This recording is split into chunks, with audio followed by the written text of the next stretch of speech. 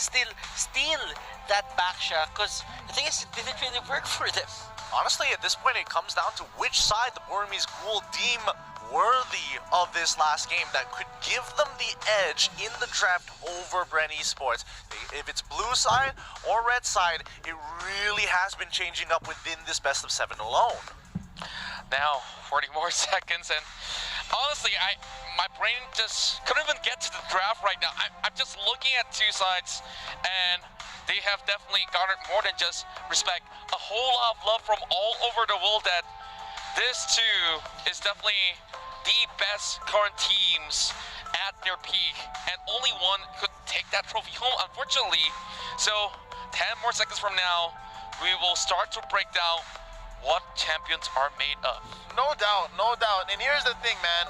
We are broadcasters. We've been watching and covering these games, and if already we feel some fatigue, what more these players? Yeah, Oh, boy. especially for the side of Bren.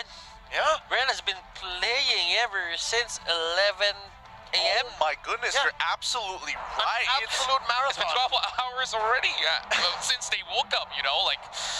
Now, of course, this is the final match of the evening. Wherever you guys are currently tuning in from, the M2 World Championship will draw to a close after this survey pit takes. Of course, we've already seen a few things here.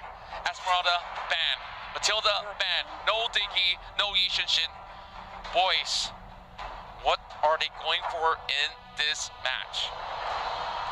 At this point in time, oh, sorry, go ahead. Is it brothers. still going to be the Claude? Because that is it still going to be a Claude ban? Because the truth is, if you let it slide, Burmese Ghouls, that is an auto pick for the first phase of pickings. But if you think about it, if you give the Claude to this to Burmese Ghouls, then probably you can just get 2 power picks on your side and just try to adjust from there. Well, let's see what it's going to be, because the Burmese Ghouls are going to be opted. Hey, guess what? Brody and Claude on the table, up for grabs for either side. So no matter what, the Burmese Ghouls have to choose one, and I'm feeling like they're going to lean more towards that Brody after that, after their previous game in Game 6 getting absolutely destroyed by the amount of scaling this particular hero has. And there we go. It's going to be the Boxia as well as the Claude. At least they're getting the Claude coming in, so it's kind of like a trade-off in this sort of sense. But, you know, I'm pretty sure that Leo has to say about scalings coming in. Yeah, no, Burmese Ghouls, they're getting it in spades. After the Brody, they get the Lunox. They're in for one more lock-in, and if I were to read Bren Esports' draft right, they have to focus on Lusty next before banning comes in. And right now, Burmese Ghouls, they field Lapu Lapu. It's been a while since we've seen Lapu Lapu.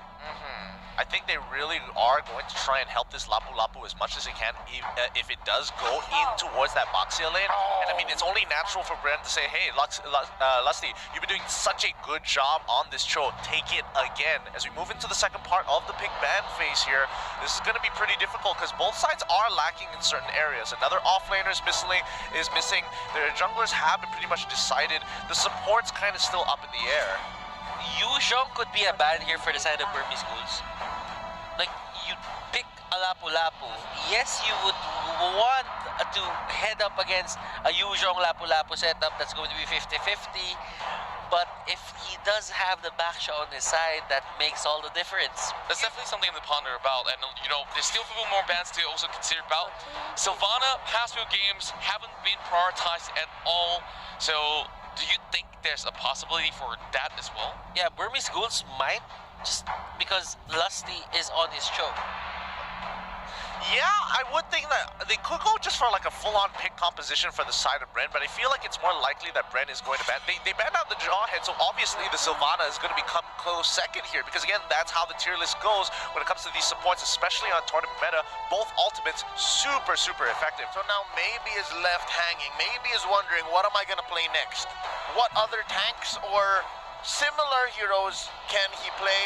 And so far, Burmese Ghouls have seen success when they are put up against the wall like this. Last ban from the Ghouls is going to be Farsa, and Bren Esports have one more. Ooh, looking like a great side lane Aerith. It's Few who still does not have a hero here. Yeah, and I think Few is kind of okay with this. He's got a plethora of options overall. I mean, they're not exactly the best, may not necessarily the most meta, but the Burmese Ghouls here, if they could limit him even more, because they've been trying to match him pretty much the entirety of the game. They've been matching Bren Esports in their draft. So if they can narrow down on what exactly Few wants to take and put him in an uncomfortable spot, they might be able to abuse. Burmese Ghouls, they need attack and a gold lane. Will they go for a double marksman?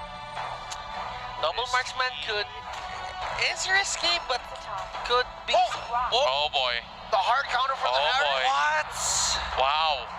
Wow. At the last possible moment, Burmese Ghouls, they still have something up their sleeves to surprise us. Hey, if you're gonna win a championship, You need to be unpredictable. you gotta Need to bring a king in? and you gotta be styling.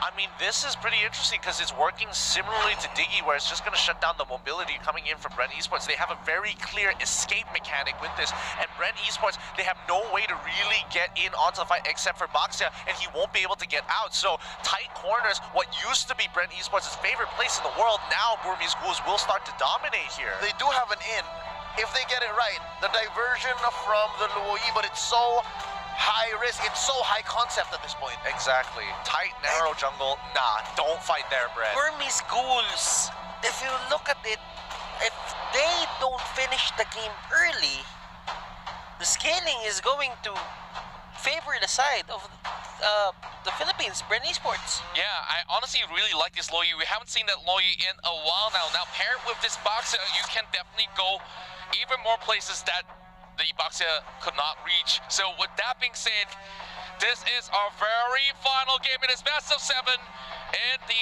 Amateur World Championship 2020. Who will be your champions right here? Pop it in the chat, and if you guys are in the cinema, make sure you scream it out loud. Is it Burmese Ghouls? Is it Bren Esports?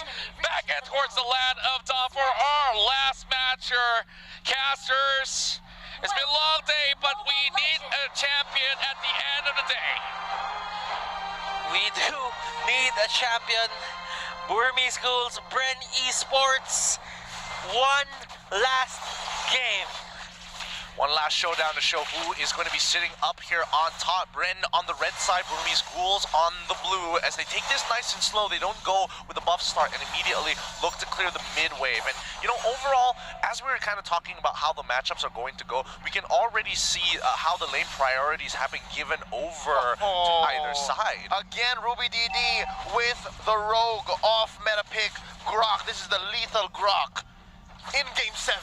Ooh, it's risky, but we've seen it work before, and now the question really does come down to whether they get a catch onto Few. For now, it's looking pretty good, but Flapteezy going in pretty hard, but Kid, nobody having the execute at the end of the day, so they're not going to go for the dive. Okay, so the Luyi pick on Few will just keep people from Burmese Ghouls, let's say, poked as much as possible. The damage will be consistent. So Burmese Ghouls, there might be times here when they are going to take objectives that they would just opt to go for that just because they don't have full HPs. It's not even just about the full HP. Yeah. It really does come down to who is going to win this level 4, and it is leaning more towards the Burmese Ghouls, but under specific conditions here. Because Bren Esports, overall, you look at their composition, it's like, yeah, this makes sense. They go in, they take the fight, full team fight, plenty of AoE damage, lots of magic damage, got a pick, got a Lusty with that pick. It's almost perfect. But then you look at Burmese Ghouls, and you see that King's Calling, you're like, ooh, that's kind of a problem, because if we count the number of mobility skills and spells coming out from Bren, that's at least 4 of them. Actually, that's at least 4 of them, yes. Yep. So again, great read here by the Burmese Ghouls, playing the reactionary lineup despite being on blue side. The genius mind of Coach Panda here in action now. Turtle started here by Ace, and he's gonna put a few beads on it. Again, Brody doing well for Bren Esports in game number 6, here game number 7. How the tables have turned now, the fight has begun inside the river. Order Brilliance now popped here by Kid. He wants out, that's 1 ult counted down for each side as the Puissance is in for Flapteezy, they disengage. Okay. I mean, Kid can't switch over the Chaos Darkness anyway, so still he is going to be relevant in this turtle fight. games take longer, then that means it favors the side of Bren. Now, look at that magnet, the yin and the yang. Diversion is there. Hold up, here we come. Bren, fakes it. They're gonna continue the fight though up north. Phew, first blood. Here comes D. He starts it strong. That's going to be a disengage, and now Bren is disincentivized for going into this first turtle take. Hold up, they still want more. That's gonna be called easy. Blazing duet out of here, and yeah, it's a push and pull. Yeah, it really is. And Few, unfortunately, making the mistake. He tried to fake it out with the rest of his team, especially with that fast rotation coming in from Bren Esports, and the rest of the team wants to get in. Now, Flapteezy, he jumps right on top of Kid. He drops out of the Twice Poissons, as well as the Rejuvenate, in hopes that Lusty gets in time. He flickers on backwards, kicks back, Ace into the fight. The King's calling his up, but the damage has been done. Lordy getting a double kill so early into this game. Few! He's so close to dying, doesn't get hit by the Nature's Bear, but he gets hit by the Wild Charge at the end of the day. Rubini D, the next to fall. Huge win for Bren. And Bren Esports, they are finding the trades. Burmese Ghouls not backing down. And you could see a lot of things working to the side of Bren Esports there. The kick on Ace was perfect. That's just what they needed at that certain point in time. The exact target now. Quick item check before the 5-minute mark. That's already tough boots onto Lusty. Carlteasy picks up the Raptor Machete. He uses the ult to disengage. That's two chasing down onto him. And look down bottom. This is actually some pressure onto Ruby DD. I think Bren Esports have had it with this surprisingly lethal Grok. Yeah. This is the first time that we see him hugging the turret. I mean, they have to make sure that he doesn't get too far away here. Because, again, Grok with the power of nature, very annoying. He gets hit by a lot of bullies here, as well as the Chrono Finisher as well. But now they're trying to jump on top of Rebo. They almost catch him as well, forcing him to use the Purify. And the rest of Burmese Ghouls, they pull back. Big plays. Flapteezy, what happened? 1 HP? I guess he was dueling with the two up top. Lapo Lunox. He calls it quits, yeah. Lapo Lunox. Hold way up! too good. Blazing duet by Carlteasy. Yeah, down goes maybe. Kid can't answer back. Interesting entrance by Bren Esports, and right now they're trying to go for this push, looking for a conversion. Ace puts a few beads, gonna be popping the torn apart memory from here on very soon. Now, nice wild charge here by Ruby DD, and they decimate Bren Esports from underneath their own tower. 3 for none. The Ghouls are feeling it. They are pouncing back. They're looking to really turn this into the brawl. And D, he knows that he has to throw himself under the fire. And Flapteezy, he's going to be dropping. He gets peeled back. It's a great pull, but he does force out the Rejuvenate. And nobody can really deal with him thus far. Not enough damage. Can he get the Cyclone's Eye in time? He gets hit by the stun. Maybe steals the Cyclone's Eye, but Flapteezy, he's like, nah, shield unity, and I'm rolling out. Okay, this is one of the things that Burmese Ghouls is really good at. And Ruby DD, they've been going for a lot of these, what's the name of the ultimate of the Grok? Wild Charge. Wild Charge. This is for the longest time we haven't used Grok in the meta, and this is the first time that he was used. Wild Charge with the flicker.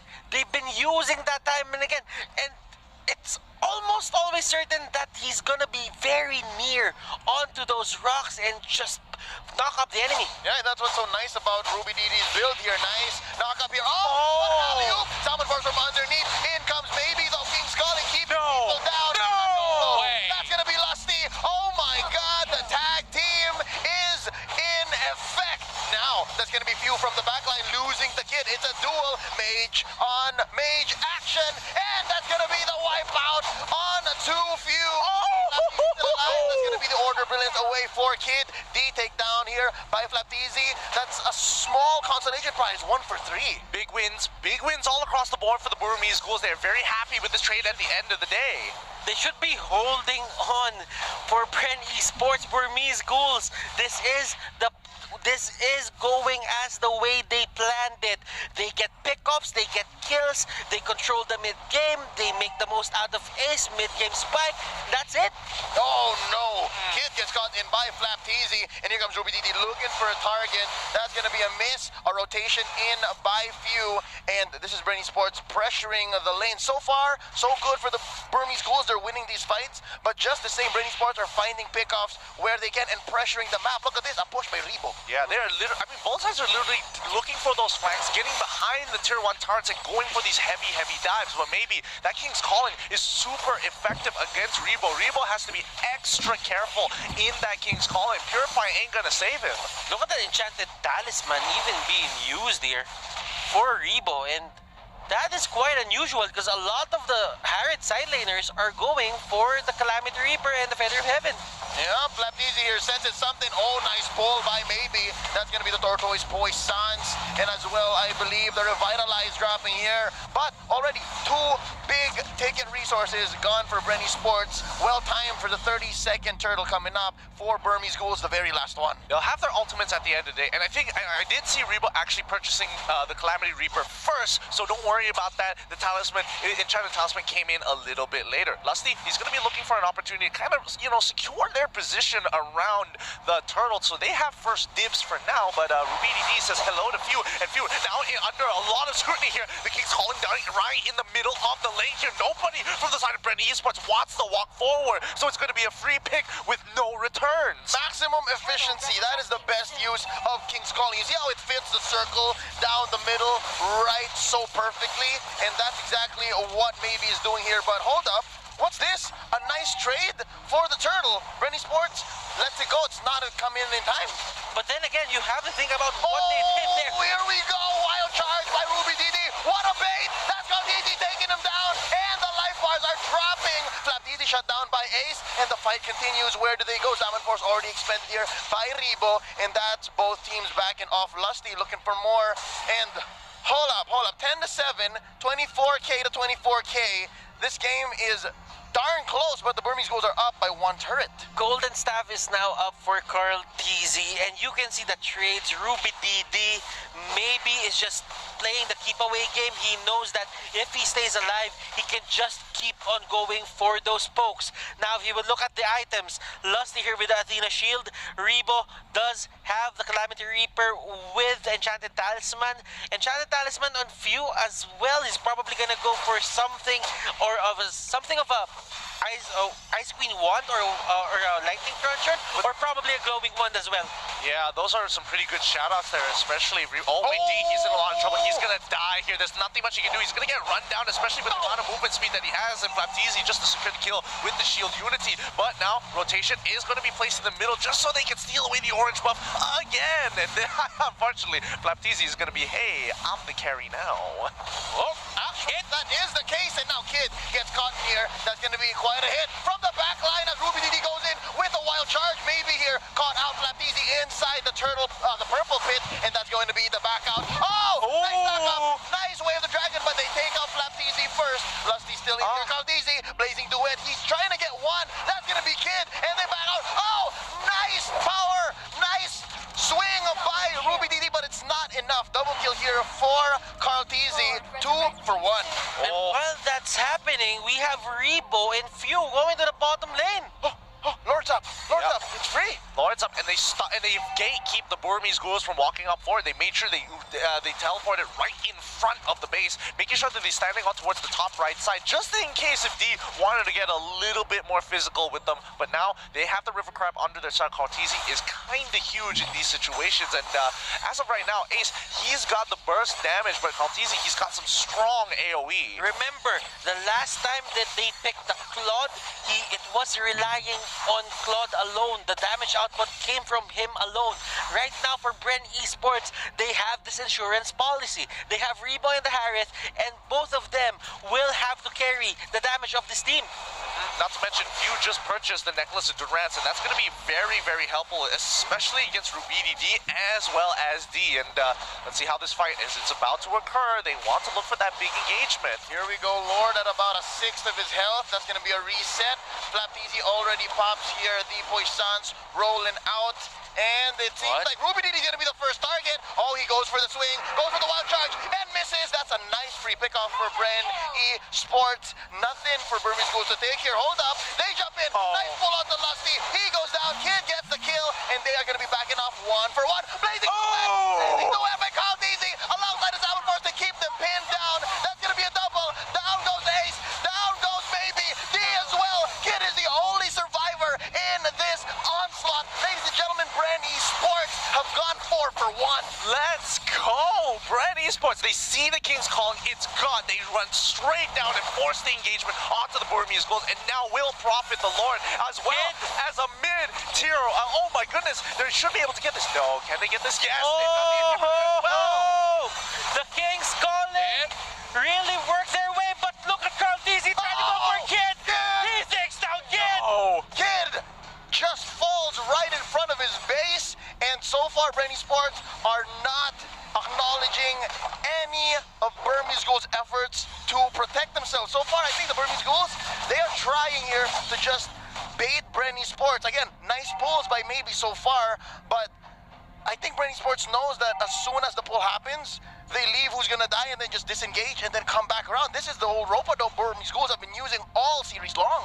and not to mention that this is the first time we're actually seeing the Burmese Ghouls starting to really sweat against Bren. They're making some really unnatural mistakes, like similar to Game 1, but with Lord marching on through, they can't afford to lose their members. They have to break this Lord, and they have to be able to protect themselves, but Bren, they want to force the situation. They're going to be starting with the inhibitor down on bot side. Few taking a little bit of damage, but D wants to go even a little bit further. He's trying to get a few, he's trying to execute few, but instead he gets kicked out backwards. Teasing down, trapped all by himself in the King's Calling. If Rebo gets pulled on in, he's trying to get on out of there. Maybe flickers forward, but now this is where they turn the tides here. Bren Esports, the Oh my goodness! is it. Kid is the only one left. Can he defend? Ladies and gentlemen, Bren Esports are your M2 champions.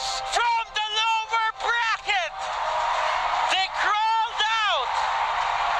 Bren Esports are your M2 world champions. With one perfect team fight, this is it. We're going to pass it to our host to celebrate our winners itself. And, well, this will be the end of our match, but now it's time for Bren Esports to go and claim what is rightfully theirs. The This pro their hits out. Thank you so much from the caster's desk. This is us signing off. Thank you very much, Potters, Gideon Q, Leo, as well as Contra and Lysander. Can you hear them screaming? What an incredible series, an incredible M2. They are going to be looking back in the history books, and M2, the closest best of 7 you have ever seen in Mobile Legends history. Now, I'm pretty sure